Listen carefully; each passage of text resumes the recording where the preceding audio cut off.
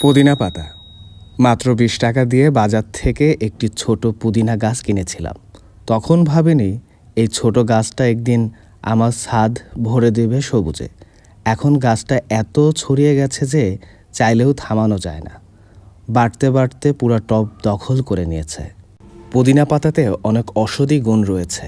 এই পাতাতে নিজস্ব এক ধরনের ঘ্রাণ রয়েছে। রান্নার কাজে অনেকে ব্যবহার করে থাকেন। ভর্তা, চাটনি, ঠান্ডা পানীয় সবখানেই পুদিনা অন্যতম। আপনি চাইলেও এটি মাঝে মাঝে পুদিনা পাতার চা বানিয়েও খেতে পারবেন। এটি অ্যালার্জি, শ্বাসকষ্টজনিত রোগের জন্য বেশ উপকারী। ঘরোয়া চিকিৎসার কাজে এটা বেশ ব্যবহার হয়ে থাকে। পেট ব্যথা, বদহজম, গরমে বমি বমি ভাব সব কিছুতেই পুদিনার রস কাজ করে দারুণভাবে। আপনারাও চাইলে বারান্দায় বা ছাদে একটি পুদিনা গাছ লাগাতে পারেন। একবার লাগালে বারবার কেনার দরকার হবে না। নিজেই বাড়তে বাড়তে ছড়িয়ে পড়বে। আর প্রাকৃতিক এত উপকার একসাথে খুব কম গাছেই পাওয়া যায়।